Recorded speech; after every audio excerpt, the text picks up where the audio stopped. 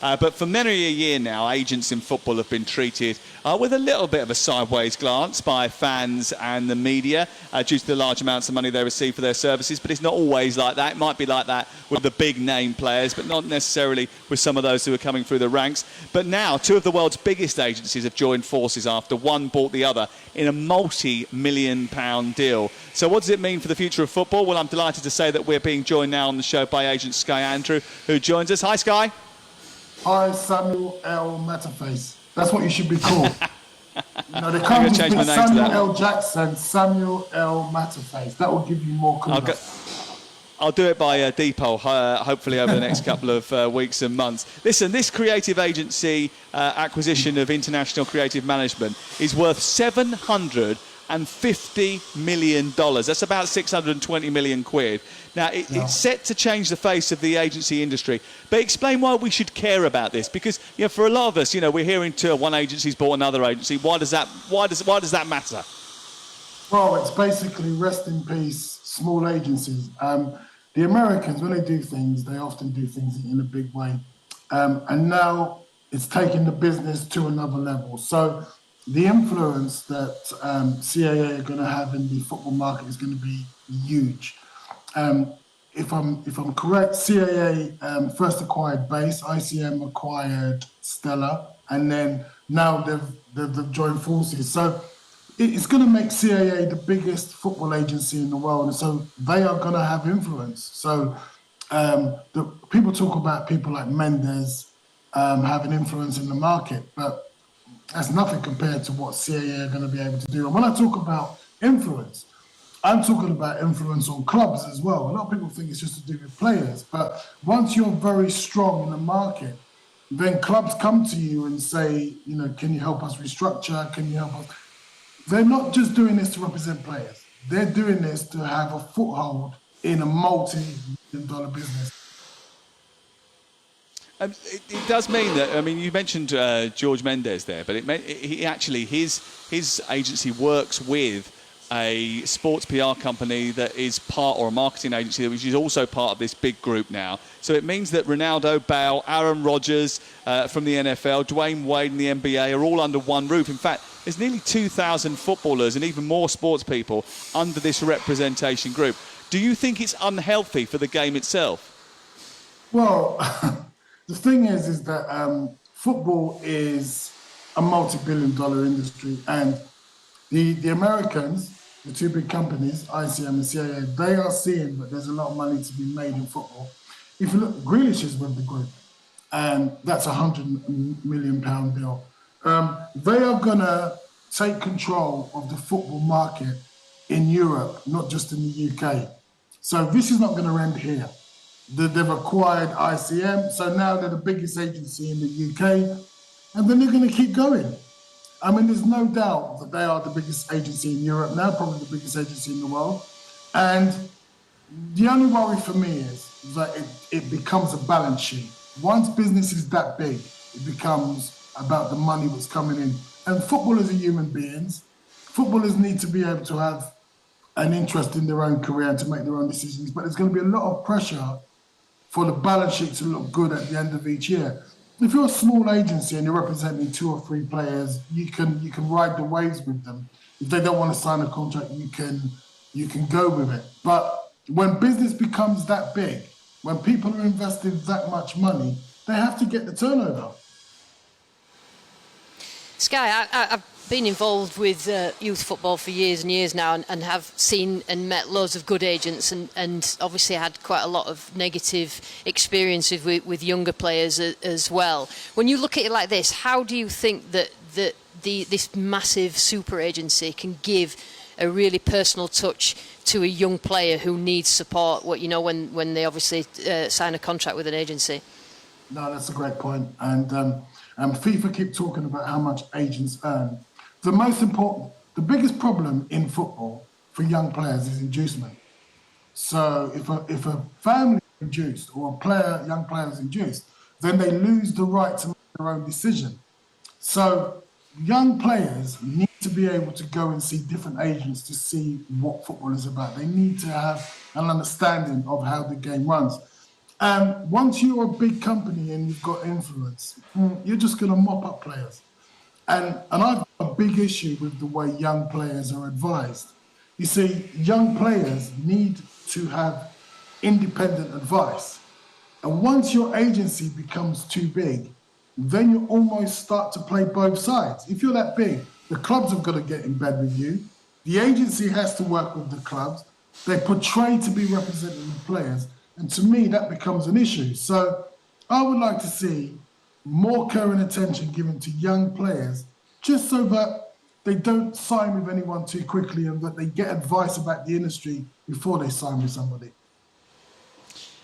Is there also a danger that if you are a young, talented player from a different agency, a smaller agency that hasn't made it through to one of the cherry-picked few that have got a contract with creative artist agencies or creative management, now this big conglomerate of football agents, if you're someone who has, emerged, their talent has emerged elsewhere and has been picked up by somebody else, are you fearful that player might be overlooked by some of the bigger clubs because they've got a relationship with this huge agency and actually they can just pick from that pool? And actually what happens there is that agency just gets bigger and bigger and bigger and bigger, and unless you sort of involve with them, you don't stand a chance, and that becomes anti-competitive.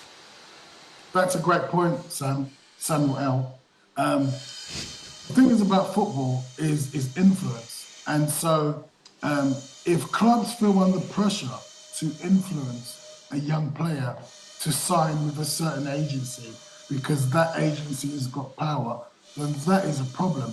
When I came into the industry, I came in representing a mate, Sol Campbell, over 25 years ago. And for me, it was normal to structure a player's contract so that the player has some say in their career. It was just normal to me. This is why no player's mind has ever broken a contract.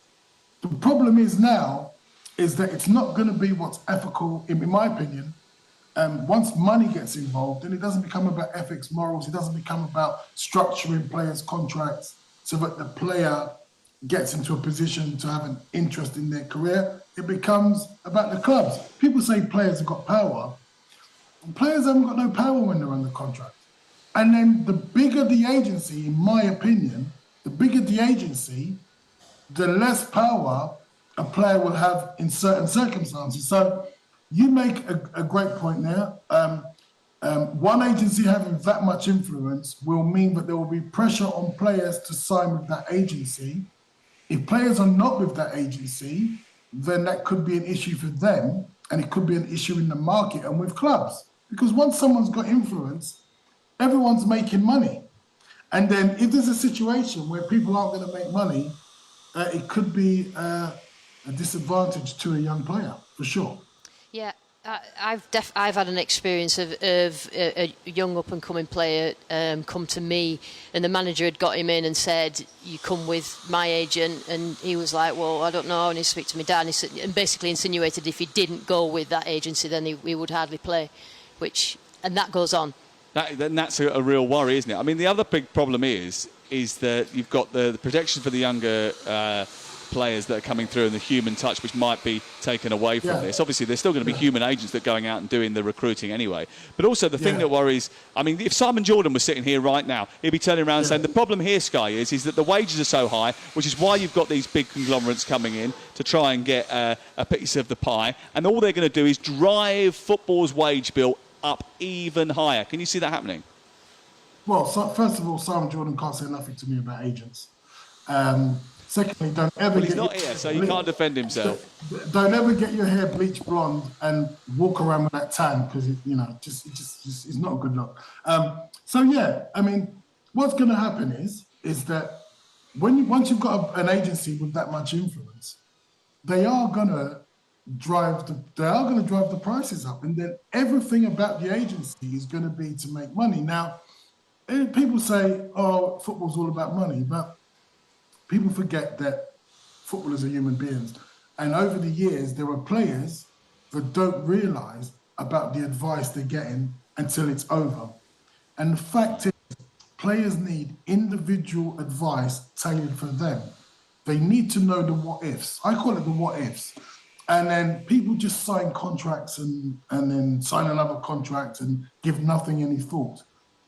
The problem with having too much influence and too much money and one company, no, don't get me wrong, I know ICM and CAA, you know, I had an office in LA, I know what a great agency that they both are.